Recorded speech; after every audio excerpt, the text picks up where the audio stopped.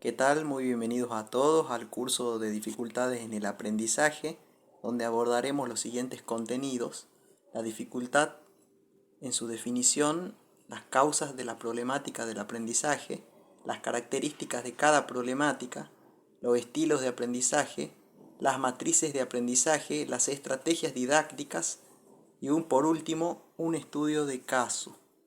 Bien. Vamos a comenzar definiendo qué son las dificultades del aprendizaje. Bien, las dificultades del aprendizaje implican un concepto generalizado. ¿Qué quiere decir esto? Que sea generalizado, que engloba una serie de problemáticas dentro de esta concepción de dificultades del aprendizaje. Como por ejemplo, problemas escolares, bajo rendimiento escolar, dificultades específicas del aprendizaje, en los trastornos por déficit de la atención con o sin hiperactividad. También contamos con discapacidad intelectual límite, que la mayoría de estas pueden manifestarse significativamente, afectando los procesos de aprendizaje y la adaptación escolar. Bien, vamos a definir, por supuesto, cada una de estas problemáticas mencionadas anteriormente. Tenemos los problemas escolares, que son considerados como aquellos grupos de alteraciones que afectan los procesos de enseñanza-aprendizaje, manifestándose como dificultades en los aprendizajes y en la adaptación escolar. Dichas problemáticas pueden manifestarse durante toda la trayectoria escolar del estudiante. O sea, ¿qué quiere decir toda la trayectoria escolar? Desde que ingresa a la educación primaria y desde que sale hasta la educación secundaria, el estudiante va a manifestar estas problemáticas. Desde luego, las causas de esta problemática, digamos que son de origen extrínseco. ¿Qué quiere decir extrínseco? Que tiene que ver la influencia que tiene la institución escolar sobre el estudiante.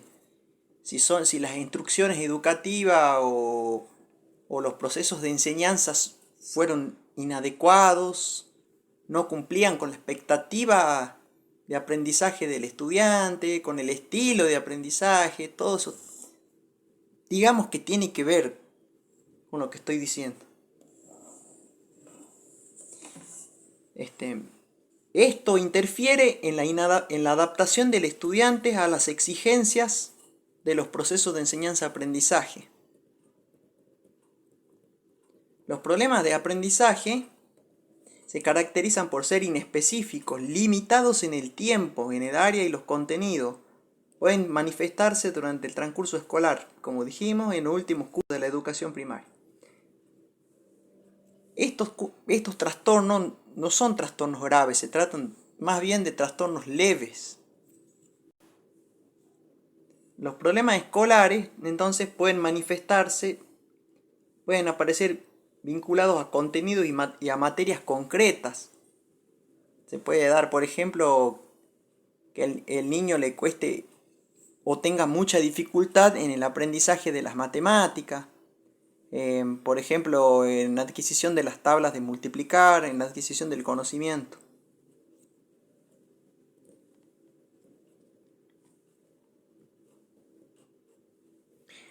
Por lo tanto, podemos decir que un niño que presenta estos problemas escolares tiene un desarrollo cognitivo normal y un historial académico normalizado, solo de manera puntual en un tiempo o en una relación o en una materia en concreta o contenido escolares puede presentar una dificultad.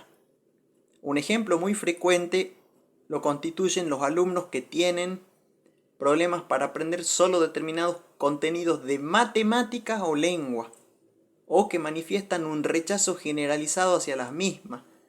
Qué sé yo, porque le falta motivación, porque no le gusta una determinada materia, le resulta complicado aprenderse las tablas de multiplicar, aprender los procedimientos para realizar una división, una multiplicación.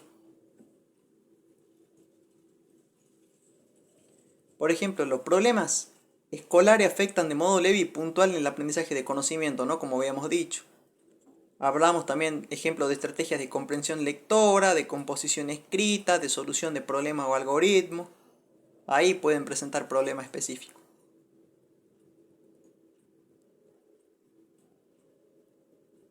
También otras de las causas importantes que nombré de mencionar, tiene que ver también la familia mucho más que también que echarle entre comillas digamos todo el peso al sistema educativo, ¿no? También los padres, la excesiva permisividad que condiciona la falta de hábitos y disciplinas de trabajo e insuficiente interés por el desarrollo escolar de su hijo.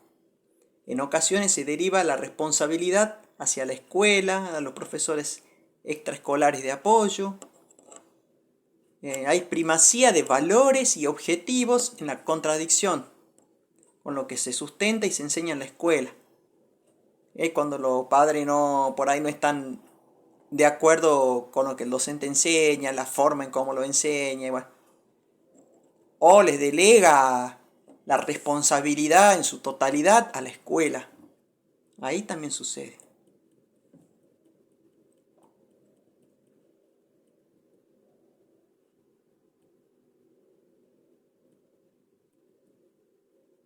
Bueno, vamos a mencionar acá algo importante que quiero que se entienda, que se tenga en cuenta. Son los factores de riesgo. Los factores de riesgo de este problema escolar serían, por ejemplo, dificultades en el aprendizaje de carácter leve, baja motivación en los logros escolares, frecuentes faltas de asistencia a la escuela, poco hábitos lectores y escritores, quiere decir que carece de práctica en la casa de lectura y escritura, una inmadurez emocional y social, indisciplina, que molesta en escuela, molesta en el patio, en el recreo, en la casa no quiere hacer caso, el niño no como que no pone un poco de empeño en las actividades escolares que se le manda, malas compañías, pautas educativas familiares inadecuadas, como habíamos mencionado anteriormente, que la familia se desinteresa por el progreso, el proceso de aprendizaje de su hijo y que delega a la escuela, a la institución escolar, toda responsabilidad. Bueno, ahora vamos a hablar de otra problemática que es el bajo rendimiento escolar, que es un término que refiere a un grupo de alteraciones en los procesos de enseñanza-aprendizaje caracterizados porque los estudiantes rinden significativamente por debajo de sus capacidades y manifiestan como dificultades en el aprendizaje e inadaptación escolar. Por ejemplo, bajo rendimiento escolar general en áreas específicas.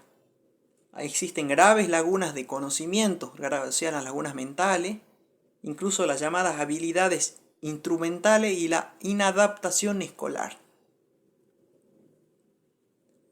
El bajo rendimiento escolar se caracteriza como dificultades en el aprendizaje del carácter inespecífico. La inespecificidad no resta importancia, solo es indicativa de la presencia de diferentes factores que interactúan por su aparición y que suelen afectar a varias áreas y contenidos escolares. En la lectura, en la escritura, en las matemáticas es donde sí son más pronunciadas, donde son más graves. Los alumnos con bajo rendimiento escolar muestran déficit en los procesamientos cognitivos y metacognitivos implicados en el aprendizaje, estrategias de aprendizaje, de selección, de organización, de elaboración, recuerdo y transferencia de información. Por ejemplo, hablamos de la memoria. Hablamos de una revisión local y global, conocimientos sobre variables y procedimientos personales que son requeridos por las distintas tareas para que tenga un lugar en el aprendizaje y en modo en que participen y puedan ser controladas por el mismo estudiante. Eso implica. Los alumnos con bajo rendimiento escolar, ya habíamos mencionado, de nuevo presentan lagunas mentales del contenido en las diferentes áreas escolares. Esto se caracteriza en consecuencia de lo citado anteriormente, ¿no? Obviamente. Pero a medida que se hace más significativo, a su vez se va convirtiendo en un agravante en dificultades para adquirir nuevos conocimientos, como también de las atribuciones negativas que el estudiante realiza sobre su propio aprendizaje, de su desmotivación y de su inadaptación en la escuela. Por ejemplo, acá el niño mismo se autosubestima de sus capacidades, de que él puede aprender, de que él puede tener conocimiento, no se tiene, digámoslo criollamente, fe. Las causas del bajo rendimiento escolar pueden ser de carácter familiares, pueden ser sociales y escolares. Vamos a hablar de lo inadecuado familiar, insuficiente estimulación psicolingüística, desinterés de los padres acerca del desenvolvimiento de su hijo, una mala educación. Con frecuencia los padres muestran actitudes y creencias que se caracterizan, digamos, por falta de asumir la propia responsabilidad que como padres tienen en el proceso educativo de sus hijos. La mala influencia sociales dentro y fuera de la institución escolar. Influencias negativas del grupo, condiciones sociales del entorno. Después hablamos de las deficiencias instruccionales o escolares, que hablamos de métodos y prácticas de enseñanzas insuficientes, inadecuados. Deficiente adaptación curricular, no se realizan la correspondiente o una y deficiente ajuste razonable o adaptación curricular.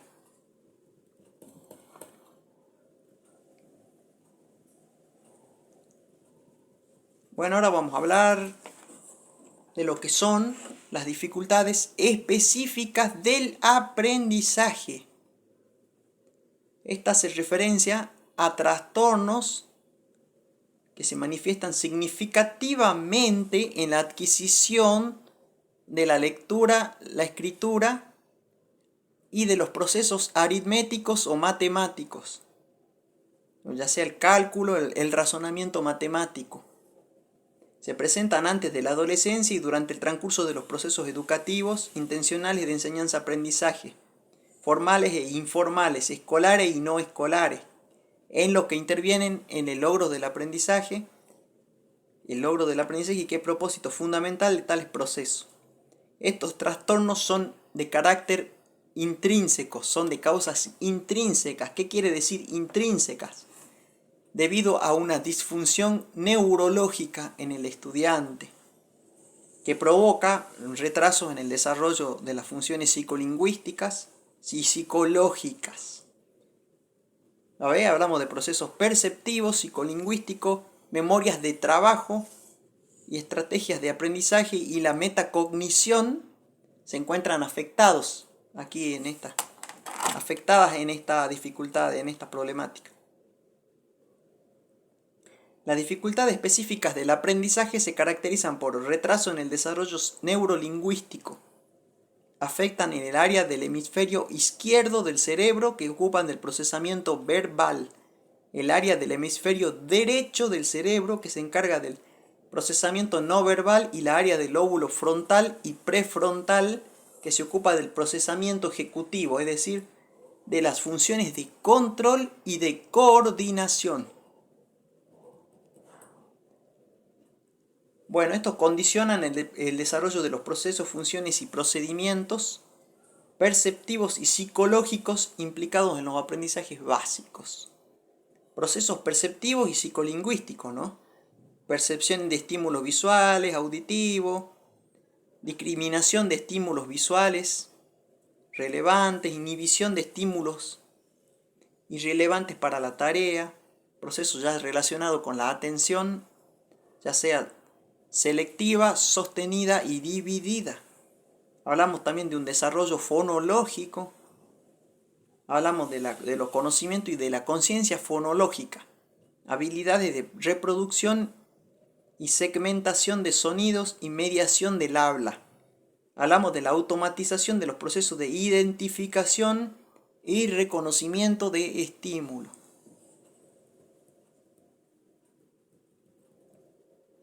Hablamos de los procedimientos de uso de la memoria de trabajo y de la atención. Los estudiantes con dificultades específicas del aprendizaje no se caracterizan por una menor capacidad de almacenamiento en la memoria de trabajo o menor capacidad de atención, ¿no? Sino que por ineficiencia del uso, falta de habilidad ligada a un déficit en la aplicación de procedimientos adecuados para el mantenimiento de las representaciones, pero sobre todo se liga a la no automatización, ¿no?, de los procesos de identificación y reconocimiento de estímulos, de modo tal que si el alumno se ve obligado a invertir más tiempo del necesario en identificar y reconocer cada letra, tendrá más oportunidades de olvidar de lo que ya había recordado antes. ¿Entiende? ¿No se entiende? Es claro esto. Se puede olvidar el estudiante rápidamente de lo que adquirió de conocimiento anteriormente.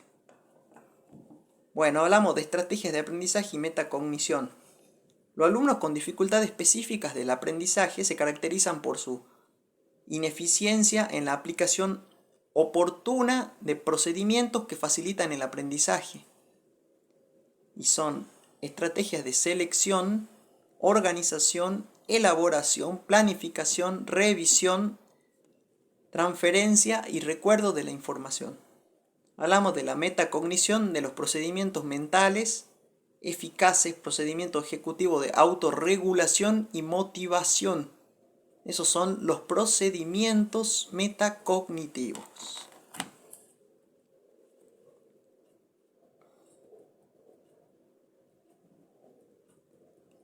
Vamos a hablar más ahora específicamente de las causas, un poco más profundo, de las dificultades específicas del aprendizaje. Causas de retrasos evolutivos y funcionales del hemisferio izquierdo cerebral, que posibilitan funciones verbales, procedimiento unimodal, retención de códigos, conciencia fonológica, almacenamiento y aplicación estereotipada de sistemas de sobreaprendizaje. Retrasos evolutivos funcionales del hemisferio derecho. Provocan disfunciones en los procesos relacionados a la organización visoespacial. O sea que hay una disfunción visual y del espacio aquí.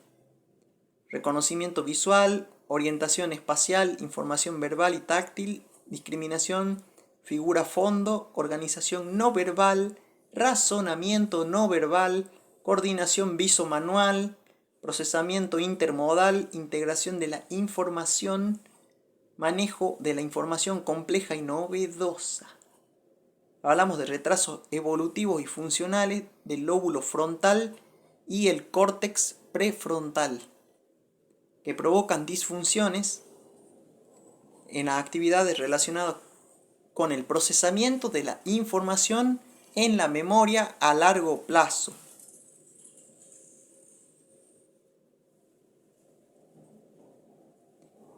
O sea que serían las memorias de trabajo, ¿no? Y las funciones ejecutivas de planificación, organización, movimientos motores e inhibición conductual.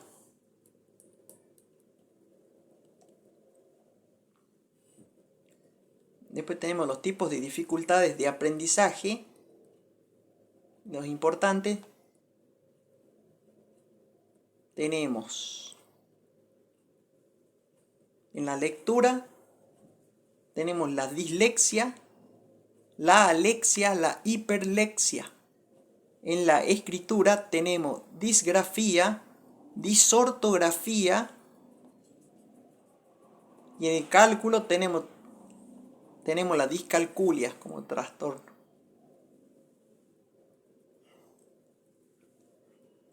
La dislexia es un trastorno de la lectura más conocido que afecta la capacidad de lectura de las personas. Los estudiantes con dislexia tienen una inteligencia normal, ¿no?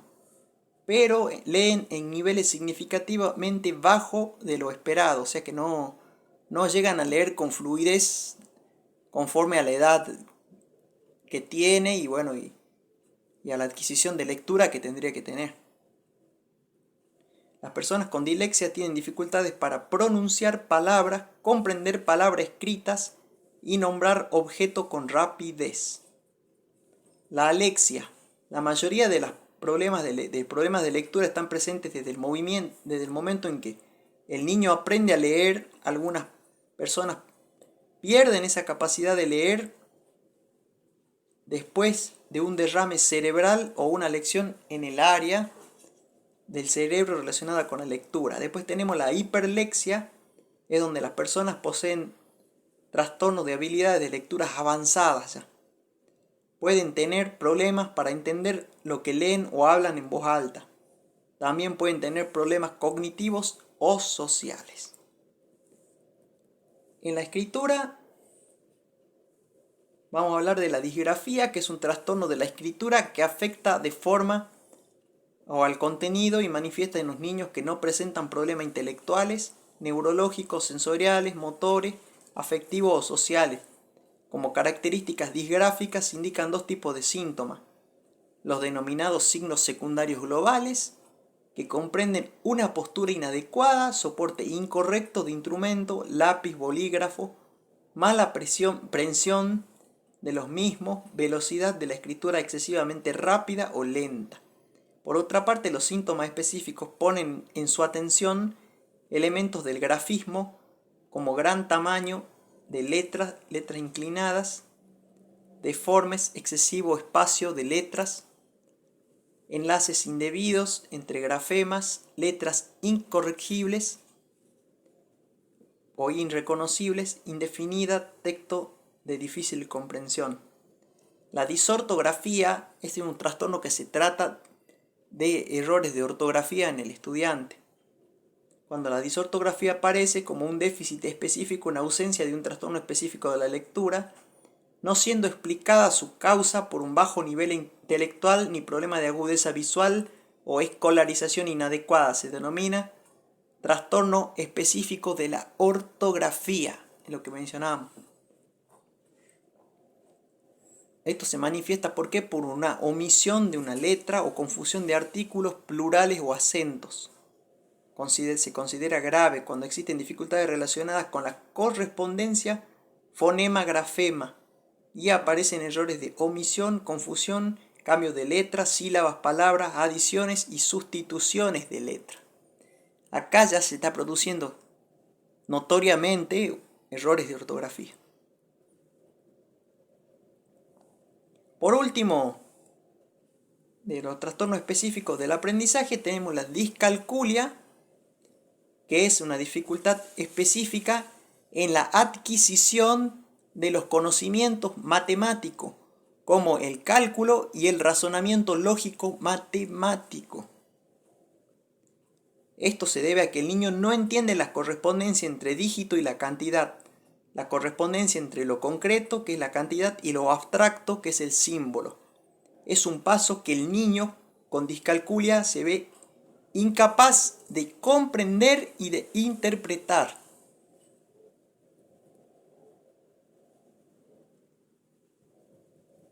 Entonces estos son, recuerden, perturbaciones que se observan en algunos niños como dificultades de integración de los símbolos, ¿no? Y también. Bueno, vamos a hablar de los trastornos del desarrollo del aprendizaje con o sin hiperactividad, TDAH se escribe. Hace referencia a un grupo de trastornos escolares y no escolares que se manifiestan como dificultades significativas para el aprendizaje y la adaptación familiar, escolar y social. El mismo puede darse a lo largo de toda la vida de una persona, pero se manifiesta en el periodo vital comprendido entre el nacimiento y la adolescencia. Esto quiere decir que se va a manifestar desde que nace y desde que ingresa a los niveles educativos y durante toda esa trayectoria educativa, ¿no? Este trastorno es intrínseco, quiere decir que debido a una alteración neuropsicológica que provoca disfunciones en los mecanismos de control ejecutivo del comportamiento que afectan los procesos psicológicos de atención sostenida, memoria de trabajo, autorregulación de la motivación y afecto, internalización del lenguaje, procesos de análisis y síntesis, implicado en las tareas de enseñanza-aprendizaje y de adaptación escolar. Por último, tenemos de los trastornos, de las dificultades del aprendizaje, la discapacidad intelectual límite, que hace referencia a un trastorno que se manifiesta como dificultad significativa para la adaptación y los aprendizajes escolares, específicamente en el aprendizaje de las tareas y áreas en las cuales están implicadas las funciones psicológicas de razonamiento y metacognición.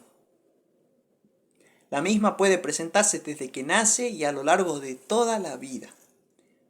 Mayormente se presentan en la infancia, en el curso de procesos educativos intencionales de enseñanza-aprendizaje, es decir, en los procesos de aprendizaje escolares y no escolares, ¿no? Obviamente en lo que interfiere o impide el logro del aprendizaje, que es el objetivo fundamental de dicho proceso. Es un trastorno intrínseco al estudiante debido a una disfunción neurológica que provoca retrasos y alteraciones en el lenguaje y en el desarrollo de las funciones psicológicas y un coeficiente intelectual bajo. Razonamiento, atención, memoria de trabajo, desarrollo y aplicación de estrategias de aprendizaje y metacognición.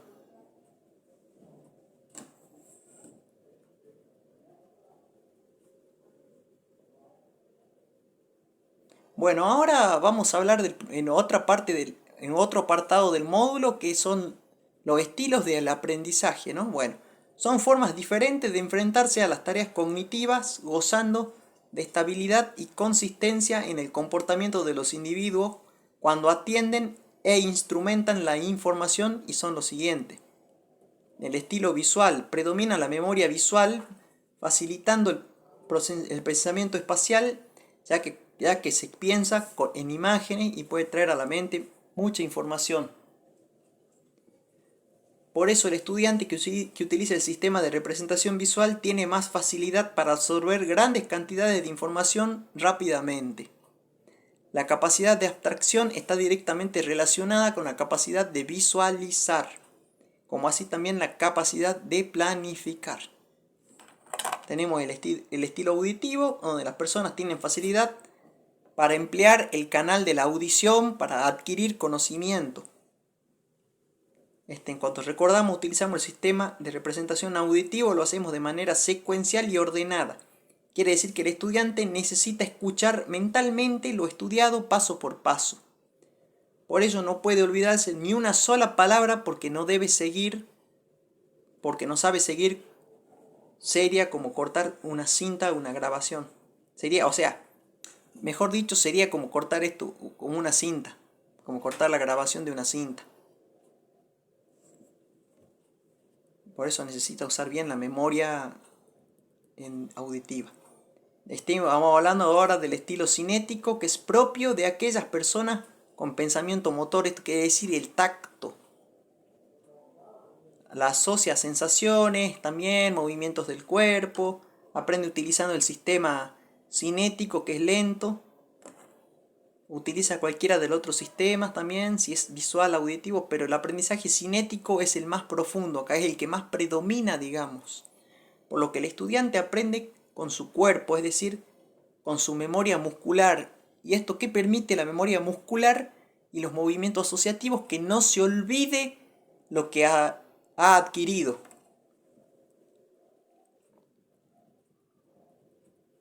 Bien, acá vamos a hablar un poco ahora de lo que son las matrices del aprendizaje. Se define matriz del aprendizaje a la modalidad con la que cada sujeto organiza y significa el universo de su experiencia. ¿Qué quiere decir con esto? El universo de su experiencia o conocimiento, que esa matriz tiene una estructura interna compleja y contradictoria y se sustenta en una infraestructura biológica. Eso es lo que quiere decir. Este modelo construido en nuestra trayectoria de aprendizaje sintetiza y contiene aquí nuestras potencialidades y nuestros obstáculos. vendría a ser como una película de cómo nosotros adquirimos el aprendizaje y cómo asociamos ese aprendizaje, cómo nos apropiamos de ese aprendizaje. Y entonces esto que genera una gestalt, una estructura en movimiento, susceptible de modificación, salvo en casos de extrema patología, es decir, a partir de estas matrices la persona va constituyendo su identidad en un proceso de relaciones en el que aprende a aprender.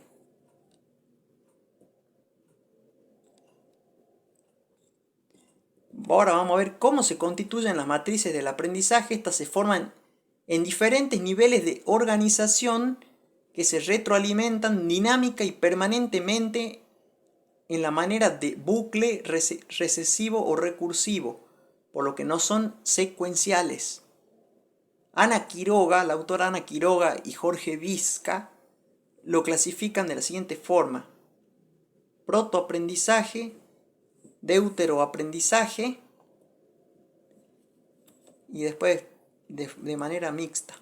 Pero no, eso no vamos a tocar en este encuentro, digamos en este apartado. Bueno, vamos a hablar del deuteroaprendizaje. En este otro entra en juego la cosmovisión de la ideología familiar, que se caracteriza como cierto sistema de valores, costumbres, mandatos, grados de circulación de la información, estilo comunicacional y creencia. En este nivel el niño aprende a organizar a la organización familiar que le otorga la identidad, se identifica con su familia, quiere decir. Aprende a aprender a partir de la curiosidad, de la pregunta, y es por ello la importancia de estimular el movimiento infantil hacia el mundo, la explotación y el conocimiento.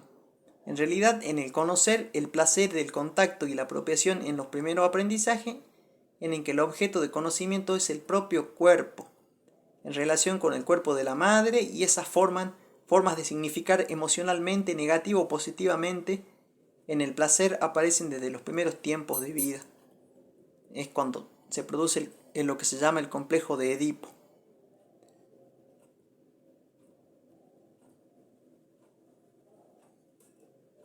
Bueno, entonces vamos a hablar de la modalidad de aprendizaje. Hablamos de hipoasimilación, hipoacomodación. En ello se redunda un déficit lúdico y en la disfunción del rol anticipatorio de la imaginación creadora. Aparece cuando no se ha respetado el tiempo del niño ni su necesidad de repetir muchas veces la misma experiencia. Y ahí tienen un gráfico en el texto. La hiperasimilación, hipoacomodación, en esta situación el objeto es conocido como fragmentario, ya que el sujeto no acepta la legalidad del mismo e impone como real su imaginario. Puede darse una internalización prematura de los esquemas con un predominio lúdico que se destreza negativamente en los pensamientos del niño. La hipoasimilación y hiperacomodación. El niño puede cumplir las consignas actuales, pero no dispone con facilidad de su expectativa ni de su nivel de experiencia previa. Hay una pobreza de contacto con subjetividad, lo que conlleva a una falta de iniciativa, obediencia acrítica de las normas, sometimiento. Los esquemas aquí de objeto permanecen empobrecidos, así como también la capacidad de coordinarlos. En ello redunda un déficit lúdico y una disfunción del rol anticipatorio de la imaginación creadora. Bueno, y por último acá tenemos estrategias didácticas para intervenir pedagógicamente las dificultades del aprendizaje.